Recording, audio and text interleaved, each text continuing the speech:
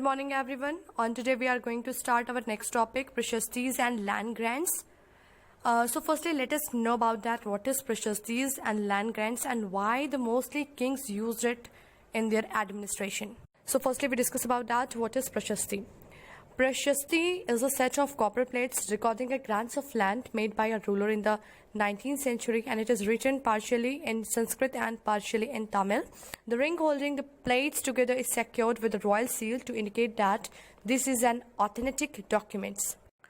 आज आप प्रशस्तीज और लैंड ग्रांट्स के बारे में स्टडी करेंगे कि प्रशस्ती क्या होता है और लैंड ग्रांट्स क्या होता है। तो फर्स्टली हम यहाँ पर क्या देखेंगे कि प्रशस्ती क्या है। प्रशस्ती जो है ये एक कॉपर प्लेट की सेट है जिसपे रूलर क्या करता है, अपने ग्रांट्स ऑफ लैंड यानी जिसे भी वो लैंड प्रोवाइड करता है जिस पर्सन को, या फिर वो ब्राह्मण्स हो, लैंडलॉर्ड हो, जिसे भी वो अपना लैंड दे रहा है, प्रोवाइड कर रहा है या एज अ गिफ्ट प्रोवाइड कर रहा है, उस पर उसका रिकॉर्ड क्या होता है, मेंशन होता है, जो कि संस्कृत या फिर तमिल में रिटन होती है, लिखी होती है। इन कॉपर प्लेट्स को एक रिंग की हेल्प से क्या किया जाता है, एक साथ सिक्योर्ड किया जाता है। इसके ऊपर एक रॉयल सील लगी होती है जो ये इंडिकेट करती है कि ये जो डॉक्यूमेंट है ये क्या है, ये एक ऑथेंटिक डॉक्यूमेंट है, जिससे ये प्रूफ होता है कि रूलर जो है, किंग जो है, वो अपने लैंड को ब्राह्मण्स या फिर लैंडलॉर्ड या फिर अदर पर्सन को क्या कर रहा है, एज अ गिफ्ट या फिर उसे प्रोवाइड कर रहा है। ये रिकॉर्ड के फॉर्म में क्या किया जाता है, उस पर्सन को दिया जाता है जो लैंड को रिसीव कर रहा है। Prashastis contain details that may not be literally true, but they tell us how rulers wanted to depict themselves as valiant, victorious warriors. For example, these were composed by learned Brahmins who occasionally helped in the administration. प्रशस्तीस में जितनी भी details mention होती थी वो हम इसे ऐसा नहीं कह सकते कि वो सही ही लिखा है, उसमें सभी चीज़ें ट्रू हैं, सभी चीज़ सच है, लेकिन ये बताया जा सकता है कि रूलर्स अपने बारे में क्या बताना चाहता है, कि वो काफ़ी वैलियंट है, काफ़ी विक्टोरियस वॉरियर है, काफ़ी ब्रेव है, काफ़ी विजयी योद्धा है। वो खुद को कैसा दिखलाना चाहता है, खुद को कैसा एक्सप्रेस करना चाहता है, प्रशस्ति से हम ये फाइंड आउट कर सकते हैं। प्रशस्तीस एक लर्न ब्राह्मण्स के थ्रू क्या किया जाता था, कंपोज किया जाता था, लिखा जाता था, जो कि एडमिनिस्ट्रेशन में काफ़ी हेल्प करता था। तो now next topic is it here the achievements of Nagabhata. यहाँ पर अब हमें क्या पढ़ना है, क्या स्टडी करना है, नागभट्ट के अचीवमेंट्स के बारे में स्टडी करना है। Many rulers describe their achievements in Prashastis. You read about the Prashastis of the Gupta ruler Samudragupta last year. One Prashasti written in Sanskrit and found in Gwalior, Madhya Pradesh, described the exploits of Nagbhat, a Pratihara king, as follows. The king of Andhra, Sindhava, Sindh, Vidarbha, part of Maharashtra, and Kalinga, part of Orissa, fell before his even as he was a prince. He won a victory over Chakrayuddha, the ruler of Kannauj. He defeated the king of Wang, part of Bengal, Anarth, part of Gujarat, Malwa, part of Madhya Pradesh, Kirt, forest people, Turushka, Turk, Vats, Matsya, both kingdoms in North India. तो यहाँ पर हम नागभट्ट के बारे में उनके achievements को study कर रहे हैं। तो कई रूलर्स जो हैं वो अपनी प्रशस्तीज में सिर्फ अपने अचीवमेंट्स को ही क्या करते थे, डिस्क्राइब करते थे, अपने प्लस पॉइंट को डिस्क्राइब करते थे, माइनस पॉइंट या उनके नेगेटिव पॉइंट्स को क्या करते थे, वो उस पर मेंशन नहीं करते थे। आपने गुप्ता रूलर यानी समुद्रगुप्त के बारे में लास्ट ईयर जो है उनकी प्रशस्ति के बारे में आप स्टडी कर चुके हैं। तो यहाँ पर एक प्रशस्ति जो है वो दिया गया है, और ये जो प्रशस्ति है ये नागभट्ट के बारे में, जो कि संस्कृत में लिखी गई है, राइट किया गया है, और इसे मध्य प्रदेश के ग्वालियर में क्या किया गया था, फाउंड किया गया था, जिसमें नागभट्ट जो कि प्रतिहारा के किंग थे, इनकी क्वालिटीज के बारे में क्या किया गया है, योग्यता के बारे में यहाँ पर डिस्क्राइब किया गया है कि जो आंध्र या सिंधवा, सिंध के, विदर्भ और कलिंगा के जो किंग्स थे, इन्होंने क्या किया था, इनके आगे यानी नागभट्ट के आगे अपने डिफीट को एक्सेप्ट कर लिया था।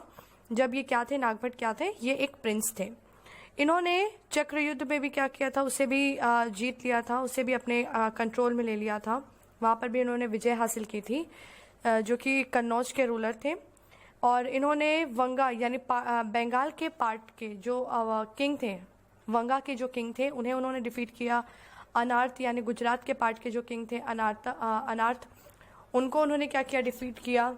इसके साथ साथ इन्होंने मालवा, मध्य प्रदेश के पार्ट के जो किंग थे, उनको, किर्त जो कि फॉरेस्ट पीपल के किंग कहलाते थे, उनको, एंड तुरुष्का, तुर्क के, और वात्स, मत्स्य, ये दोनों किंगडम्स के जो किंग्स थे, नॉर्थ इंडिया के, इन सभी को किसने डिफीट किया था? नागभट्ट ने डिफीट किया था। अपने काबिलियत से क्या किया था इन्होंने? इन सभी को क्या किया था? इन सभी किंग्स को डिफीट किया था। तो ये सारे अचीवमेंट्स के बारे में क्या किया गया है यहाँ पर, इनके प्रशस्ति में क्या किया गया है, एक्सप्लेन किया गया है।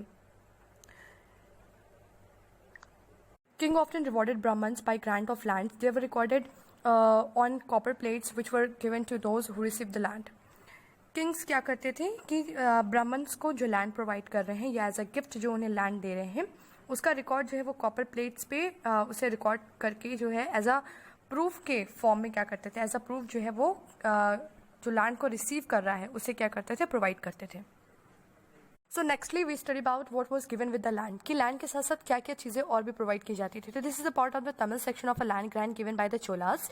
यहाँ पर एक डिस्क्रिप्शन बॉक्स में दिया गया है कि ये तमिल सेक्शन के लैंड के एक पार्ट को क्या किया था, चोलास के थ्रू क्या किया था, प्रोवाइड किया गया था, दिया गया था।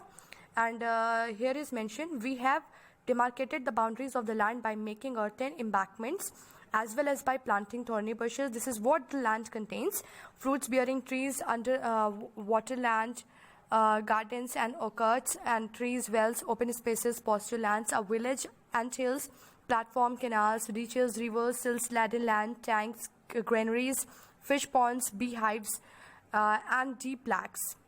And he who received the lands can collect taxes from it. He can collect the taxes imposed by judicial officer as fines, the tax on betel leaves, that on woven cloths, as well as on vehicles. He can build large rooms with upper stories made of baked bricks. He can get large and small wells dug. He can plant trees and thorny bushes. If necessary, he can get canals constructed for irrigation. He should ensure that water is not wasted, and that embankments are built. यहाँ पर क्या mention किया गया कि चोलास के through जो Tamil section के land का एक पार्ट जो दिया गया था, इस लैंड में क्या किया गया था कि इसकी बाउंड्रीज को एक अर्थन एम्बैंकमेंट से इसे डिमार्केटेड किया गया था। इसमें बाउंड्रीज बनाई गई थी, मिट्टी की जो है क्या किया था, सीमाएं जो है वो क्या किए गए थे, बनाई गई थी। इसके साथ साथ इसमें क्या थे कि जो थॉर्नी बशेज होते हैं, जो कांटेदार बशेज होते हैं, झाड़ियाँ होती हैं, उसको भी क्या किया गया था, यहाँ पर प्लांट किया गया था, लगाया गया था। और लैंड के साथ साथ और भी क्या क्या चीज़ें कंटेन थी कि यहाँ पर फ्रूट बियरिंग ट्रीज थे, फलदार पेड़ थे, वाटर था, लैंड था, गार्डन थे, ऑर्किड्स था या ट्रीज थे, वेल्स थे, कुएं थे, ओपन स्पेस था, पॉस्चर लैंड, चारागाह था, विलेज था, एंड हिल्स था, प्लेटफॉर्म था, कैनाल्स, बीचेस, रिवर, नहरें, खाइयाँ, नदी, एंड सिल्ट लेडन लैंड्स। और इसके साथ साथ tank, granaries, fish ponds, bee hives and deep lakes, ये सारी चीज़ें क्या की गई थी, लैंड के साथ साथ इन्हें भी क्या किया गया था, प्रोवाइड किया गया था। लेकिन यहाँ पर मेन चीज़ क्या दिया गया है कि जो भी लैंड को रिसीव कर रहा है उसके पास ये पावर है, ये राइट है कि वो वहाँ से टैक्सेस को भी क्या कर सकता है, कलेक्ट कर सकता है। यानी कि वो जिस लैंड का ऑनर है उस लैंड से वो क्या कर सकता है, टैक्सेस को कलेक्ट कर सकता है। इसके साथ साथ और क्या कर सकता है कि जुडिशियल ऑफिसर के थ्रू जो टैक्सेस वहाँ पे लगाए गए हैं एज अ फाइन, वो भी क्या कर सकता है, उसे एज अ टैक्सेस के फॉर्म में कलेक्ट कर सकता है। और बेटल लीव्स, जो पान के पत्तों पर या फिर बुने हुए कपड़ों पर या फिर व्हीकल्स यानी वाहन पर जो भी टैक्सेस लगे हैं वो भी उसे क्या कर सकता है, इसके साथ साथ कलेक्ट कर सकता है। और यहाँ पर एक चीज़ और क्या मेंशन है कि upper storage made of baked bricks, यानी कि पक्के ईंटों से बनी हुई जो ऊपर का तल्ला है, ऊपर के तल्ले पे वो क्या कर सकता है, अपने लिए एक लार्ज रूम जो है वो क्या कर सकता है, बनवा सकता है, बिल्ड करवा सकता है।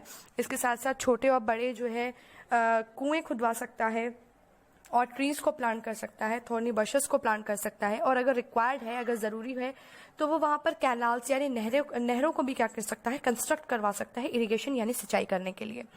लेकिन उसे यहाँ पर इंश्योर करना होगा कि वाटर जो है वो वेस्ट ना हो। इसके लिए उसे क्या करना होगा, उस लैंड के जो है एम्बैंकमेंट्स भी बनवाने होंगे।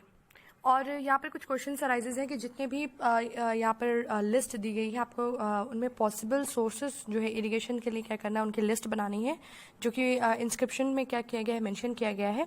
इसके साथ साथ जो है आपको ये भी बताना है कि इसका किस तरह से हम यूज़ कर सकते हैं, कैसे यूज़ कर सकते हैं, इसके बारे में आपको डिस्कस करना है यहाँ पर। Unusual for the 12th century was a long Sanskrit poem containing the history of kings who ruled over Kashmir. It was composed by an author named Kalhana. He used a variety of sources including inscriptions, documents, eyewitness accounts and earlier histories to write his account. Unlike the writers of Prashastis, he was often critical about rulers and their policies. 12th century में संस्कृत की एक poem जो है क्या की गई थी, compose की गई थी, किसके थ्रू? कल्हना राइटर के, ऑथर के थ्रू, जिन्होंने क्या किया था, इस पोएम को कंपोज किया था, लिखा था। और इस पोएम में इन्होंने किंग्स की हिस्ट्री के बारे में राइट किया था, लिखा था, जिन्होंने कश्मीर पे क्या किया था, रूल किया था। इन्होंने कई सोर्सेज का यूज़ किया था, जिसमें इंस्क्रिप्शंस और डॉक्यूमेंट्स, आई विटनेस अकाउंट और अर्लियर हिस्ट्रीज के बारे में क्या किया था, इन्होंने इन सारे सोर्सेज का यूज़ किया था अपने इस पोएम को कंपोज करने के लिए, लिखने के लिए।